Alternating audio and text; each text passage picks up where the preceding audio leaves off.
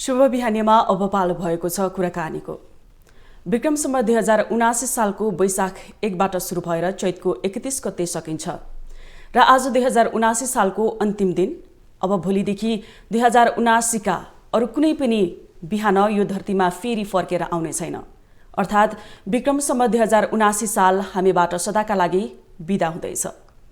अन्तर्राष्ट्रिय रूपमा रुस र युक्रेनको झगडाले निम्त्याएको ध्रुवीकरण, विश्व बजारमा इन्धन र खाद्य पदार्थको मूल्य बढ्दो छ। वर्षभरि देशमा विविध क्षेत्रमा भएका सकारात्मक एवं नकारात्मक पक्षहरू देखिए। कतिले हौसला बढाए भने कतिले निराशा, आक्रोश र कुण्ठा बढाएको छ। आज हामी 2079 लाई फर्केर हेर्दा समाजशास्त्रीय दृष्टिकोणमा सकारात्मक र नकारात्मक क्रियाकलापहरू के भए त? यसले भोलिको समाजमा, देशमा कस्तो प्रभाव पार्छ? समग्र वर्ष 2079 लाई कसरी हेरिएको छ? यसै सन्दर्भमा रहेर कुराकानी गर्नेछौँ। र कुराकानी गर्नको लागि आज हामीसँग हुनुहुन्छ समाजशास्त्री डाक्टर रामहरि ढकाल। आउनुहोस्, उहाँलाई कार्यक्रममा स्वागत गरौँ। स्वागत छ यहाँलाई। धन्यवाद यहाँलाई। सन्चै हुनुहुन्छ? ठिक छ। अब 2079 सालको अन्तिम दिन, भोलिदेखि नयाँ वर्ष लाग्दैछ। हजुर। सरस्वती 2079 लाई फर्केर हेर्दाखेरि यहाँले समाजशास्त्रीय दृष्टिकोणमा चाहिँ कसरी हेरिराख्नु भएको छ? विश्वव्यापी प्रभाव नेपालमा पनि नपर्ने कुरै रहेन। त्यसकारणले गर्दा विश्वका घटना र परिघटनाहरूले नेपाली समाजलाई प्रत्यक्ष अप्रत्यक्ष रूपमा प्रभाव पारेकै छ भने नेपालभित्रै भएका विभिन्न उथलपुथलहरूको कारणले गर्दा पनि धेरै नकारात्मक र केही सकारात्मक पक्षहरू देख्छु म। विशेषतः 79 सालमा आज अन्तिम दिन हामीले 79 लाई फर्केर हेऱ्यौँ भने प्राय निराशा, कुण्ठा, अस्थिरता जस्ता पक्षहरू नै बढी हावी भएको पाइन्छ। अब जस्तै उथलपुथलको कुरा गर्नुपर्दाखेरि धेरै अब देशमा चाहिँ धेरै उतार चढावहरू आए। यहाँले हेर्दाखेरि धेरै उथलपुथल चाहिँ कुन क्षेत्रमा भएको देख्नु भएको छ? उथलपुथल सबै क्षेत्रमा छ, तर प्राय के छ भने राजनीतिक क्षेत्रमा भएको उथलपुथल र आर्थिक क्षेत्रमा भएको उथलपुथलले अरू पक्षहरूलाई पनि ठुलो असर गर्छ। मुलुकको मूल नीति भनेको राजनीतिक हो। जब राजनीतिकमा असहजता सिर्जना हुन्छ त्यस पछाडि अन्य क्षेत्रमा त्यसले प्रभाव पारि नै हाल्छ। त्यसले आर्थिक पक्षलाई पनि सँगसँगै असहज र अप्ठ्यारो स्थिति सिर्जना गर्छ। नेपाली राजनीतिकमा यो वर्ष सकारात्मक कुरा गर्ने हो भने केही हदसम्म लोकतान्त्रिक अभ्यास अगाडि बढेको छ। नयाँ राष्ट्रपति, नयाँ उपराष्ट्रपति, नयाँ सरकार, प्रदेश, केन्द्र र स्थानीय सरकार अनि त्यसको निर्वाचनको प्रक्रिया सहजतापूर्वक सम्पन्न भयो। यो सकारात्मक पक्ष हो राजनीतिक भित्रको भने। राजनीतिक स्थिरताको खोजीका लागि नेपाली जनताले वर्षौँदेखि भोट हालिरहेका छन्, अपेक्षा गरिरहेका छन्। राजनीतिक स्थिरता सँगसँगै थुप्रै अरू कुराहरूमा पनि स्थिरता आउला, देशले काया पलट गर्ला भन्ने अपेक्षा, त्यो अपेक्षा चाहिँ पुरा हुन सकेन। किनभने राजनैतिक हिसाबले सरकार गठन गर्नका लागि कहिले कता कोसँग, कहिले कसको गठबन्धन, कहिले कसको तालमेल, चुनावमा एक खालको तालमेल अनि सरकार निर्माण गर्न अर्को खालको तालमेल, अनि त्यसले गर्दा बजार, त्यसले गर्दा समाजमा ल्याएको एउटा विकृतपूर्ण अवस्था, यो चाहिँ एउटा टिकलाग्दो अभ्यास भयो। अहिले पछिल्लो समय चाहिँ यो राजनीतिमा जुन उथलपुथल आयो, यो राजनीतिक प्रणाली चाहिँ एउटा अस्तव्यस्त बन्नुको कारण चाहिँ के होला? राजनीतिक वास्तवमा प्रणाली नै छैन मेरो विचारमा है। राजनीतिक प्रणालीमा चलेको हो भने यो अवस्था आउँदैन थियो। अब यो अस्तव्यस्त हुनुको पछाडि भनेको स्वार्थ नै हो सबभन्दा ठुलो कुरा। जसरी हुन्छ सत्तामा पुग्ने, जुनसुकै हत्कण्डा अपनाएर भए पनि सत्तामा पुग्ने, जनतालाई सत्तामा पुग्ने भर्याङ बनाउने, त्यो खालको जुन पद्धति भयो, शक्तिमा रहने अनि त्यो शक्तिको दुरुपयोग गर्ने, राज्यको दोहन गर्ने, आफू खुसी विभिन्न खालका नीति नियमहरू निर्माण गर्ने अनि काम नगर्ने, जनताहरूलाई जनताका चाहनाहरू, जनताका इच्छाहरू, वर्षौँसम्मदेखि रहेको न्यूनतम इच्छा र अभिलाषाहरू पनि पुरा नगर्ने र आफू हालिमुहाली गर्ने, विभिन्न राजनीतिक नियुक्तिहरू गर्ने, आफू मन्त्री बन्ने, प्रधानमन्त्री बन्ने, भित्तामा आफ्नो नाउँ झुन्ड्याउने, यस्तै खाले फोहोरी खेलमा चल्यो। कामभन्दा पनि कुर्सी तानातानले चाहिँ राजनीतिक अस्थिरता पैदा भएको भन्न सकिन्छ? एकदमै हो। अब काम केही हदसम्म भएकै छ। अब कामलाई पनि नकारेर खाली निराशाका कुराहरू मात्रै गर्नु पनि उचित हुन्न। थोरै काम भएको छ र धेरै कुरा भएको छ, धेरै अस्थिरता भएको छ, धेरै खाले व्यवहारहरू चाहिँ जनताको अपेक्षा विपरीत भएको देखिन्छ। अहिले पछिल्लो समय चाहिँ देशको माहौल बिग्रिँदो छ हैन, एउटा जनतामा चाहिँ आक्रोश बढी छ, धैर्यता एकदमै कम हुँदै गएको छ। यसमा यो राजनीतिक अस्थिरताले कतिको भूमिका खेलिराखेको देख्नु भएको छ? निश्चय नै राजनीतिक अस्थिरताकै कारणले गर्दा निराशा छाएको छ। त्यही कारणले गर्दा किन आज 1500 देखि 1700 सङ्ख्यामा त्रिभुवन इन्टरनेसनल एयरपोर्ट प्रयोग गरेर विदेश हिँड्छन्। यही आशा हुन्थ्यो भने ती नागरिकहरू पाखुरी बजार्न त्यो साउदी कतारको तातो भूमिमा पुग्नु पर्दैन थियो। अलिकति हुने खाने एलाइट वर्गहरू, पढे गनेका शिक्षितहरू, तिनीहरू लाइन लागेर विदेशिएका छन्। टिआर पिआर अनि हाई स्किल म्यान पावर भिसाका रूपमा गएका छन्। नेपालमा भविष्य नै नदेख्ने अवस्था छ। त्यसको पछाडि कारण के हो त? नेपाल बिग्रिनु भन्नुको अर्थ त राजनीतिक बिग्रिने हो, यहाँको अवस्था बिग्रिने हो, यहाँको व्यवस्था बिग्रिने हो। भूगोल त हिजो पनि धनी थियो, आज पनि धनी छ। प्राकृतिक हिसाबले हिजो पनि सुन्दर थियो, आज पनि सुन्दर छ। त्यस्तो धेरै बिग्रिने अरू ठुला कुराहरू आएको छैनन्। भलै यो बिचमा हामीले अन्तर्राष्ट्रिय जगतको एउटा कोरोना जस्तो महामारी बिहोर्नु पर्यो, त्यसलाई पनि सक्ने मुलुकहरूले त राम्रो ढङ्गले व्यवस्थापन गरेकै छन् नि हैन। तर अब हामी यसमा यो आक्रान्त बन्नुको पछाडि भनेको चाहिँ राजनीतिक अभ्यासको दुरुपयोग भयो। राजनीतिकमा जसरी हुन्छ शक्ति प्राप्त गर्ने र आफू सत्तामा रहिराख्ने, आफूले पछिल्लो पिँढीलाई समेत वास्ता नगरेर आफूले मात्रै मोज मस्तीमै रमाउने खालको स्थिति रह्यो। यहाँ कार्यालय छोडेर भ्रमणका लागि गएका खबरहरू पटक पटक आउँछन् नि हैन। मन्त्रालयका कामहरू छोडेर मन्त्रीहरू बाहिर गएका खबरहरू आइराखेका छन् हैन। यहाँ कसैलाई जनअपेक्षा, जनचासो, सेवाको भावना खासै देखिँदैन। त्यसकारणले गर्दा झन् निराशा छायो, विशेषतः युवा पिँढीमा। यहाँ त सक्नेहरू सबै विदेशमा, नसक्नेहरूले मात्रै यहाँ बस्ने भन्ने खालको देखियो। कोही यहाँ छ भने धेरैले सोध्ने एउटा प्रश्न, तपाईँ अझै यहीँ हुनुहुन्छ? अनि म कहाँ बाहिर जाने चेष्टा गरेको थिएँ र, मैले बाहिर जाने कुरो कहाँ गरेका थिएँ र भन्यो भने होइन, तपाईँ जतिको मान्छे यहाँ बस्नु भएन होला, कतै विदेशै हुनु होला भन्ने लागेको थियो भन्ने एक खालको सबैजसोले गर्ने प्रश्न हो यो। भन्नुको अर्थ अलिकति हुने खाने, अलिकति मानसिक रूपले क्षमतावान, अलिकति सिपका हिसाबले अब्बल मान्छे नेपालमा बस्नै हुँदैन भन्ने खालको मानसिकता छ। साँच्चै भन्ने हो भने काल कुर्ने बाहेक प्रगतिका कुराहरू त खासै छैन। 78 मा के भएको थियो भनेर सम्झिने हो भने 79 मा जस्तै केही भएको थियो। अब 80 मा के होला भन्दा पनि ठुलो आशाका साथ यही होला भन्ने खालको स्थिति छैन। त्यसकारणले गर्दा यहाँ बस्नु भनेको चाहिँ समय बिताउनु हो। तपाईँ पत्रकारिता गरिराख्नु भएको छ, अलिकति नाम चलेका पत्रकारहरू विदेश भासिएका, उतै पलायन भएका र पनि राष्ट्रका लागि यसो सञ्चार माध्यमद्वारा आफ्नो देशप्रेम देखाएको हामीले देखेकै छौँ नि। नाम लिइराख्नु पर्दैन होला। किन यसरी विदेश मोह बढेको छ हुने खाने वा कमजोरहरू समेतमा भन्दा यही समस्याको कारणले गर्दा हो। मुलुकमा निराशा थाउनुको पछाडि यहाँको अवस्था बिग्रँदो भएकै कारणले गर्दा हो।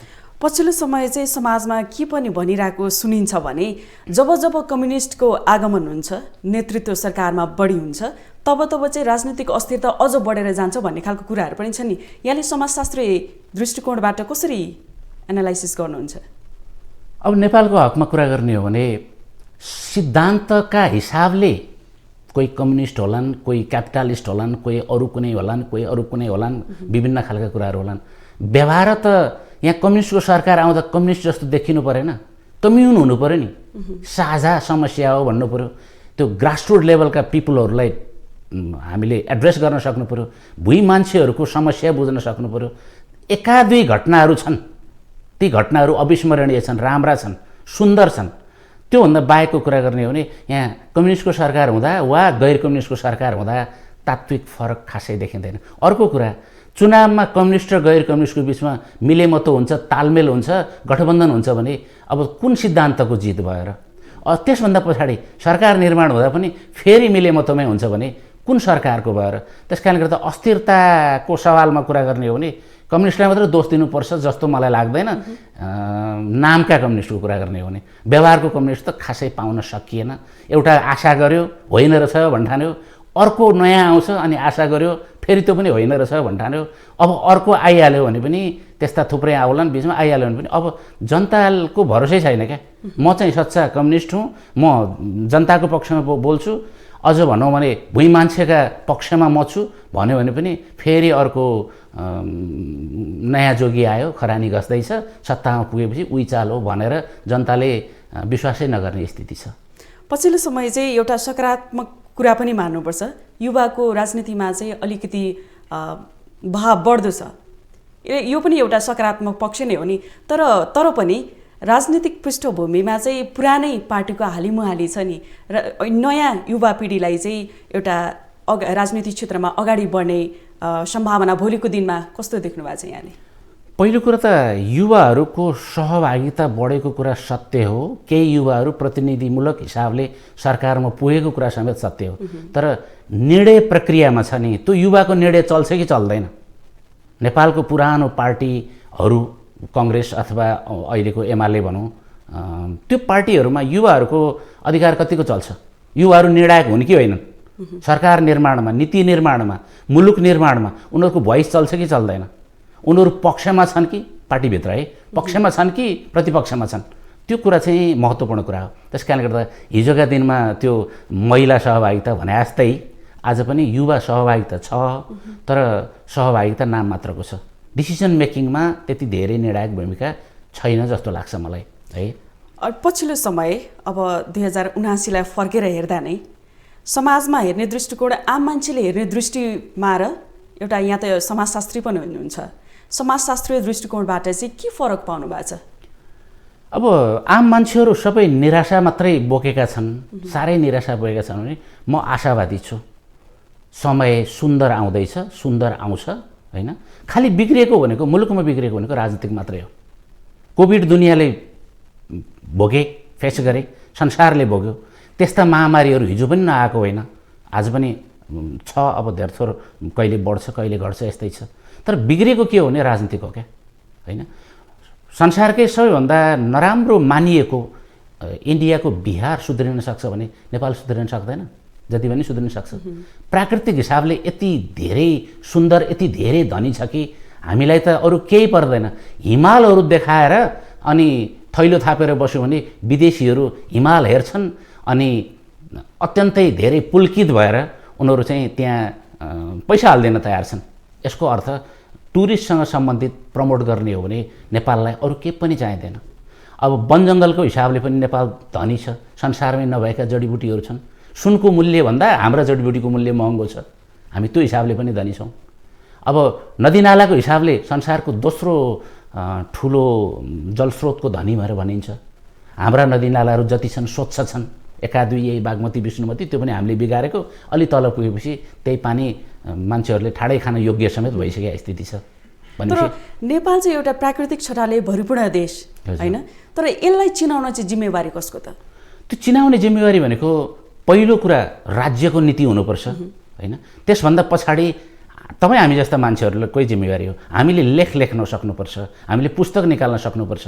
त्यसपछि विदेशमा रहने नेपाललाई माया गर्ने नेपाली दाजुभाइ छ नि, जसलाई हामीले एनआरएन भन्छौँ, उहाँहरूले चिनाउन सक्नुपर्छ हैन। थाहै नभएको ठाउँमा त अनि कहाँ आएर को टुरिस्ट आउनु र हैन। विदेशमा म कतिपय मुलुकमा जाँदा नेपाल भन्नेलाई नचिन्ने मुलुक पनि देखियो, तर सगरमाथालाई चिन्ने मुलुक देखियो। हो, त्यो सगरमाथा नेपालमा छ भने पछाडि उनीहरूले ए भन्ने खालको स्थिति रह्यो। होइन भने उनीहरूले चाहिँ इन्डियाको उत्तरतिरको कुनै एउटा भूभाग भन्ने ढङ्गले पनि कतिपय ठाउँमा बुझ्छन्। त्यो नबुझाउनु वा बुझाउन नसक्नु भनेको अब नीतिगत रूपले सरकारको जिम्मेवारी हो। समग्रमा भन्यो भने हामीहरूले पनि जिम्मेवारी लिनुपर्छ। अहिले पछिल्लो समयमा विगतका वर्षमा पनि समाजमा अपराध त भएको नै थियो हैन। यो 2079 सालमा त एकदमै अपराध एकदमै झन् बढ्दो देखिराखेको छ नि, यसको कारण के होला? पहिलो कुरा त अपराध हिजो पनि हुन्थ्यो, आज पनि हुन्छ, भोलि पनि हुन्छ। प्रक्रिया, पद्धति, तौर तरिका, अपराधका किसिमहरू फरक हुन्छन्। हिजो बजारमा आउँदैन थियो। यस्ता टेलिभिजनहरू, रेडियोहरू, एफएमहरू, न्युज मिडियाहरू, सोसल मिडियाहरू कम थिए वा थिँदै थिएनन्। एउटा समाचारका लागि गोर्खापत्र कुर्नु पर्थ्यो, त्यो पनि सुरुमा साप्ताहिक रूपमा आउँथ्यो, पछि दैनिक रूपमा आए पनि सहर केन्द्रित थियो। खबर नै थाहा हुन्थेन। अहिले खबर थाहा हुन्छ, त्यस कारणले गर्दा बढेको झैँ देखिएको छ। दोस्रो कुरा, हिजो अपराध लुकाइन्थ्यो, सहनै हाम्रो दायित्व हो भन्ने खालको फिलिङ्स थियो। हामी सक्दैनौँ कानुनसम्म पुग्न भन्ने खालको थियो भने अहिले चाहिँ चेतना बढेको छ। त्यस कारणले गर्दा म अपराध सहन्न म कानुनी निकायमा जान्छु, म उजुर गर्छु भन्ने खालको कारणले गर्दा पनि बढेको देखिन्छ भने अर्को चाहिँ के हो भने प्रत्येक वर्ष बढ्दै जाने भनेको चाहिँ यो सामाजिक हिसाबले यो कुरालाई उजागर गर्नका लागि चाहिँ प्रविधिले ठुलो भूमिका खेलेको छ। प्रविधिको प्रयोग गरेर अपराध गर्नेको मात्रा बढिसक्यो।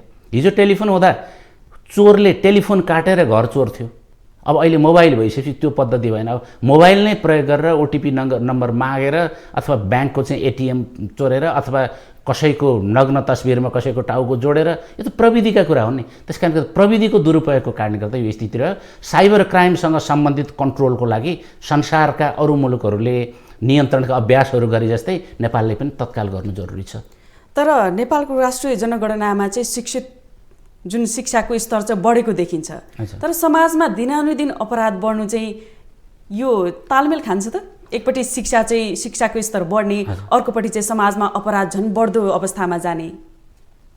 यो चाहिँ यस्तो छ, पहिलो कुरा त साक्षरता प्रतिशत बढ्ने कुरा योभन्दा पनि बढी हुनु पर्थ्यो मेरो विचारमा, होइन?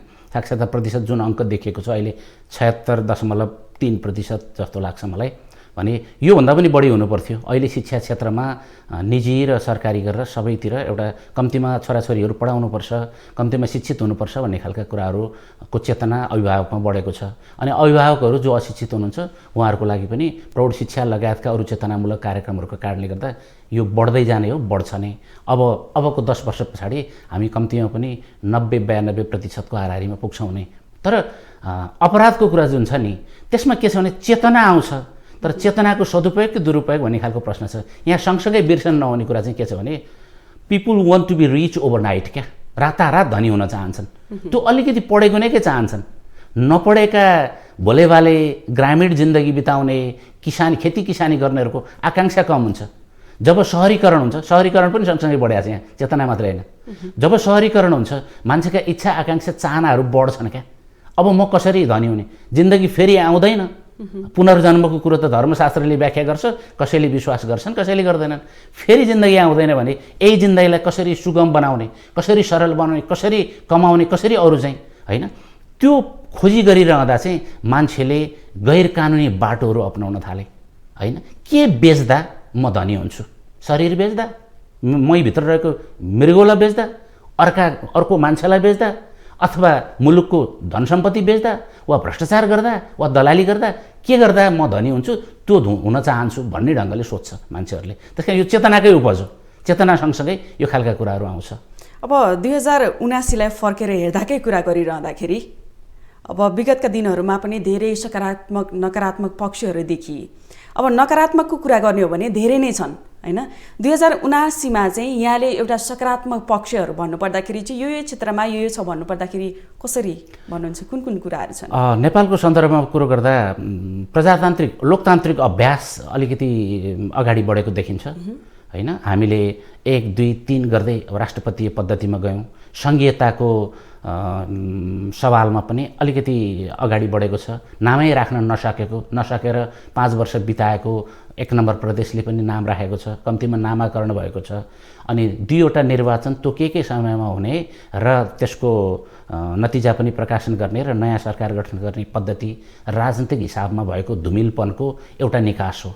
भलै त्यसले कस्तो खाले निकास दिन्छ अझै हेर्न बाँकी छ, किनभने त्यहाँभित्र स्वार्थ छ। त्यो स्वार्थका लागि भइरहेको स्थिर सरकार पनि कुनै बेला ढल्न सक्ने अवस्था समेत छ। तर निर्वाचन हुनु, अनि नयाँ सरकार गठन हुनु, स्थानीय सरकारहरू गठन हुनु, अपडेट हुनु, हिजो त 64 साल पछाडि अझ त्यहाँभन्दा अगाडि पनि विभिन्न कालखण्डमा हुनुपर्ने आवधिक निर्वाचन भएको थिएन, जसका कारणले गर्दा एउटा गाविस सचिवले सम्पूर्ण गाविसको जिम्मेवारी लिनुपर्ने स्थिति थियो भने अहिले त्यो अपडेटेसन चाहिँ एउटा रमाइलो पक्ष हो भने समयले ल्याएको कुरा पनि हो, परिस्थितिले पनि यतैतिर हामीलाई टेन्डिङ गरिरहेछ। यो प्राविधिक रूपले नेपालीहरू अगाडि छन्। यतिखेर विशेष गरी टेक्नोलोजीको हिसाबले हामीहरूसँग अनलाइन मिटिङहरू हुन थालेको छ, जुम टिम्सका क्लासेसहरू हुन थालेको छ। हामीले चाहिँ मार्केटिङको दुनियाँमा हेर्ने हो भने अहिले अनलाइन मार्केटिङहरू चल्न थालेको छ, होइन? अनि घरमा बसिकन चाहिँ मेडिसिन्सको सर्भिस आइरहेछ, होइन, अनलाइन डक्टर सर्भिस आइरहेछ, यस्ता थुप्रै खालका अनलाइनसँग सम्बन्धित कुरा, टेक्नोलोजीसँग सम्बन्धित कुरा, होइन, त्यो टाढा रहेन। अब विश्व एउटा सानो खुम्चिएको गाउँ जस्तो ग्लोबल भिलेजको कन्सेप्ट अगाडि आयो, त्यसमा नेपाल प्रवेश गरेको छ, होइन, त्यो चाहिँ सकारात्मक पक्ष हो। प्रविधिको सदुपयोग गर्न सक्यो भने चाहिँ नेपालीले प्रविधिमा चाहिँ राम्रै फड्को मार्न सकिन्छ भन्न सकिन्छ? डेफिनेटली सकिन्छ। नेपालले फड्को मारे पनि छ। यहाँ सबैभन्दा बढी फड्को मारेको भनेकै मैले देखेको एउटा प्रविधिमा फड्को मारेको छ, होइन। अर्को चाहिँ एउटा भौतिक पूर्वाधारको हिसाबले हो भने चाहिँ सडक विस्तार भएको छ, कृषि सडकहरू गाउँ गाउँ पुगेको छ। एउटा दर्बिलो मोटरसाइकल लिएर जाने हो भने सायद नहिँडिकन गाउँ गाउँ हामी घुम्न सक्ने स्थिति छ। बाटाहरू राम्रा छैनन् तर बाटाहरू खुलेका छन् भने सञ्चार माध्यम, हिजोका दिनमा सञ्चार माध्यम एकदमै असहज, एकदमै अप्ठ्यारो स्थिति थियो भने अहिले सञ्चारको पहुँच दूरदराजमा पुगेको छ। इलेक्ट्रिसिटी अहिले झन्डै 92% नेपालीले इलेक्ट्रिसिटीको प्रयोग गर्न, विद्युतको प्रयोग गर्न पाउने अवस्था छ। अनि सबैभन्दा सकारात्मक भुल्नै नहुने कुरा चाहिँ के हो भने यो 78 को आधातिरबाट सुरु भएको 79 आइपुग्दा हामीले आक्कल झुक्कल बत्ती जाने बाहेक लोड सेडिङ भोग्नु परेन। यो साह्रै सुन्दर पक्ष हो, सबैका लागि असर गर्ने एउटा पक्ष हो। त्यो सँगसँगै पछिल्लो समयमा चाहिँ एउटा बिहान बेलुकीको रोजीरोटी जो जोड्ने व्यक्तिहरू हुनुहुन्छ, उहाँहरूको लागि त एउटा मूल्यवृद्धिको चपेटामा उहाँहरू पर्नु भएको छ नि, यसलाई कसरी लिनुहुन्छ? यो चाहिँ हामीले एउटा नकारात्मक पक्षका रूपमा आङ्कलन गर्न सक्छौँ। ऋणको ब्याज दर बढेको छ, ब्याङ्कहरूले समयमा आफ्नो लगानी गर्न सकेका छैनन्, गरेका ठाउँको लगानी उठाउन सकेको अवस्था छैन। सहकारीहरू 90% जति झन्डै मेरो अनुमानमा धराशायी भएको छ, समयमा पैसा दिन सकेको स्थिति छैन। अब बजारबाट उठाउनका लागि पनि भरोसा छैन। महँगी असाध्यै बढेको छ, रेकर्डमा आउँछ 8 देखि 9% महँगी बढ्यो भनेर। हामीले बजारमा गयौँ भने त्यो चाहिँ 50% भन्दा बढी बढेको देखिन्छ। कुनै कुनै चिजमा 100% बढेकोसँग भेटिन्छ। हामी बजारमा दैनिक खाद्य सामग्री किन्न जाँदा भोग्न सकिने कुरा हो। र यो यसले चाहिँ के गरेको छ भन्दा यो नेपालीहरूलाई झन् एउटा जीवनयापनका लागि जर्जर स्थिति सिर्जना गरेको छ। अनि जसरी हुन्छ पैसा बनाउनु पऱ्यो नि त त्यस पछाडि, अनि अघिको अपराध जोडिन्छ हेर्नुहोस्, अनि अघिको चाहिँ गैर कानुनी प्रक्रियाहरू जोडिन्छ, अनि अघिको दलाली जोडिन्छ, अनि जसरी हुन्छ सत्तामा पुग्ने र सत्ताको दुरुपयोग गर्ने भन्ने खालको कुरा पनि सँगसँगै त्यहाँ जोडिन्छ। अनि अशक्तहरू नसक्नेहरू छन् नि, अनि तिनीहरू चाहिँ निराश हुन्छन्, आत्महत्याको दर पनि बढिरहेछ त्यो कारणले गर्दा। अनि यो नकारात्मक पक्ष हो। यसका लागि सरकारी नीति नै सबभन्दा ठुलो कुरा हो। हामी त नीति फलो गर्ने मान्छे हौँ, हाम्रा कुरा कसले सुन्छ यहाँ? हामी त पत्र पत्रिकामा लेख्ने हौँ, कुनै यस्ता ठाउँहरू पायौँ भने बहस गर्ने हौँ, छलफल गर्ने हौँ। यसलाई हेरेर मनन गर्ने कति मान्छेहरू होला, कति त्यो एउटा नीति निर्माण प्रक्रियामा पुग्ने कति मान्छेले हेर्छन् होला, कतिले मनन गर्छन् होला, कतिले यो कुरा ठिक हो यसलाई सुधार्नुपर्छ भन्छन् होला। त्यही चाहिँ गाह्रो छ, स्वार्थ हावी भएको छ क्या निर्णय गर्ने पक्षहरूमा। नेपाली अर्थतन्त्र चाहिँ रेमिट्यान्सले धानेको छ, होइन? यसमा कुनै पनि विवाद छैन। तर यो भन्दै गर्दाखेरि पछिल्लो समय चाहिँ जुन एनओसी प्राप्त गर्ने प्रक्रिया छ यसमा चाहिँ सरकारले कडाइ गरिरहेको छ, जसमा चाहिँ अब सामाजिक सञ्जालहरूमा चाहिँ धेरै कुराहरू देख्न सकिन्छ। अब कडाइ गर्ने, विदेश जानलाई कडाइ गर्ने, तर नेपालमा अड्किन सक्ने सम्भावना सरकारले गर्न सकेको छैन। तर कि त हामीलाई नेपालमै रोजगार दिनु पर्यो, होइन, नेपालमा अडिनको लागि। तर विदेशमा यसरी जानको लागि चाहिँ एक्कासी नेपालमा केही नगरिकन, कुनै पनि एउटा अड्किने बाटो नदिकन विदेशमा जानलाई यसरी कडाइ गर्दाखेरि चाहिँ असहज भयो भन्ने खालको कुराहरू पनि आएको छ नि। यसमा सरकारको चाहिँ के गर्दाखेरि चाहिँ सहज हुन्छ त? विकल्प दिनु पर्थ्यो भन्ने खालका कुराहरूलाई आत्मसात गर्दै त्यो एनओसी, त्यसमा पनि विशेष गरी +2 सक्दै नसक्दै विदेशमा भाषा सिक्नका लागि जाने, होइन, अनि त्यहाँ चाहिँ जसरी हुन्छ स्थान खोज्ने जुन प्रक्रिया छ नि, त्यो चाहिँ एकदमै नराम्रो पक्ष थियो। एनओसी अहिले रोकेको तुलनात्मक रूपले सही छ, किनभने साह्रै दुःख पाएका छन् नेपालीहरूले। हामी यहाँबाट विदेशीको देख्छौँ, एयरपोर्टमा एउटा फोटो सकि नसकिकन यसो हाँसे चाहिँ गरेको फोटो सामाजिक सञ्जालमा हालेको देख्छौँ, तर त्यहाँ भएको दुःख हामी देख्न सक्दैनौँ। जुन मुलुकमा गए पनि त्यो एउटा कच्चा उमेरमा मानसिक रूपले पनि परिपक्व भइ नसकेको, शैक्षिक हिसाबले पनि कमजोरहरू गएर त्यहाँ गएर खासै त्यत्रो प्रगति गर्न सकेका छैनन्। एकादुई कसैले फेरि त्यहीँ संसार बनाएका छन् अथवा त्यहीँबाट प्रगति गरेका छन्, त्यो अलग कुरा हो। होइन भने जाने भनेको कहाँ हो? सबभन्दा धेरै नेपालीहरू जाने विद्यार्थीहरूको कुरा गरेँ हामीले, जसको एनओसीको कुरा गर्ने भने चाहिँ जापान हो। म जापान गएर जाँदाखेरि देखेको एउटा घटना, सानो एउटा रुम छ, 4 जना बसेका छन्, 2 जना भन्दा बढी बस्ने बेड छैन, कसरी अड्छन् होला? 2 जना दिउँसो काम गर्छन्, राति सुत्छन्, 2 जना राति काम गर्छन्, दिउँसो सुत्छन्। यति धेरै दर्दनाक अवस्था छ। अनि पढाइको लागि त्यो भाषा भनेको चाहिँ भिसा एक्सटेन्ड गर्नका लागि हो। त्यसकारण गर्दा अधिकांश मलाई लाग्छ 10% छुट्याउने हो भने 90% एनओसी लिएर पढ्छु भनेर जानेहरूले पढ्दैनन्, पढ्न जाने होइन। त्यहाँ उनीहरू भाग्य भविष्य खोज्न जाने हो, त्यो पनि आर्थिक दृष्टिकोणले। त्यहीँको टिआर पिआर अथवा high skill man power visa यस्ता लिनका लागि जाने हो, त्यहीँको नागरिक बन्नका लागि जाने हो। त्यसकारणले गर्दा पढाइको दुनियाँ त्यति धेरै छैन जो विदेश जाने भनेर पढेका छन्। 10%लाई छोडिदिउँ, प्राविधिक रूपले पढ्न गएका छन्, विद्यावारिधि गरेर फर्केका छन्, तिनीहरूको बाहेकको कुरा गर्ने हो भनेदेखि चाहिँ पढ्न जाने भनेको त बहाना मात्रै हो। त्यसकारणले गर्दा अलिकति शारीरिक रूपले, अलिकति मानसिक, अलिकति शैक्षिक रूपले परिपक्व भइसकेपछि जान त सरकारले रोक्न नै मिल्दैन, रोक्नु पनि हुँदैन। म पनि त्यही पक्षमा छु। तर त्यो कलिला बालबालिकाहरू जसलाई आफ्नो भविष्य नै केही थाहा छैन, खालि थाहा छ एकजना साथी बाहिर पुगेको छ, उसको जिन्दगी संसार राम्रो छ भन्ने खालको, राम्रो छैन।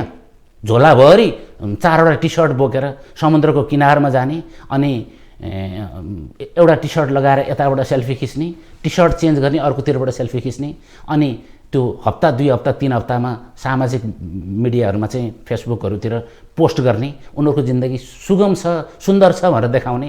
यहाँका त्यो युवाहरू जो जान पाएका छैनन् उनीहरू पुलकित हुन्छन्, म कतिखेर त्यो ठाउँ पुगौँ भनेर।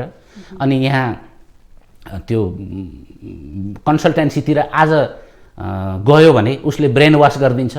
त्यस पछाडि अनि करेन्ट सिटी भनेर सोसल मिडियामा आज कन्सल्टेन्सी गएको छ, बेलुका करेन्ट सिटी होइन टोकियो राख्ने हो कि सियोल राख्ने हो हेर्नुहोस् है, अथवा सिडनी राख्ने हो कि मेलबोर्न राख्ने हो, त्यस्तो स्थिति छ। उनीहरूलाई यहाँ बसेर भविष्य छैन भन्ने खालको छ। भविष्य देखाउनको लागि त सरकारले योजना ल्याउनुपर्छ नि। योजना नल्याइकन पहिलो कुरा त निश्चित समयको पठन पाठनकै अनिवार्य गर्नुपर्ने स्थिति छ।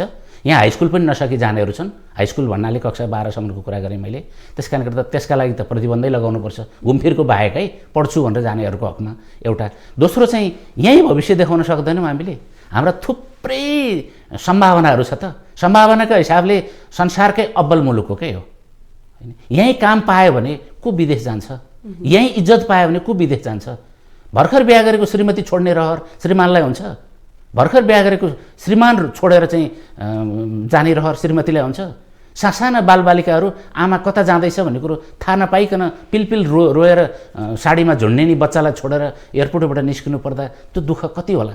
बुवा आमाहरू कतिखेर काल भेट्छन् ठेगान छैन, अनि छोरो छोडेर विदेश जान्छ, क्रिया गर्न पाउँछ कि पाउँदैन, अन्तिममा एक थोपा पानी हाल्न पाउँछ कि पाउँदैन, त्यो कुरो थाहा छैन। तर विदेशिनु परेको छ, त्यो रहरको कुरा होइन हो। सर्टेन टाइम देश पनि हेर्ने, मुख पनि फेर्ने भनेर विदेशिने कुरा एउटा माहौल बनेको छ। ठिक छ, निश्चित समय जाने कुरा, तर यहाँ त बाध्यता पनि सँगसँगै छ नि। त्यसका लागि नेपालमा एउटा जब क्रिएट गर्न सक्नुपर्छ सरकारले, र त्यो त्यति धेरै गाह्रो पनि छैन।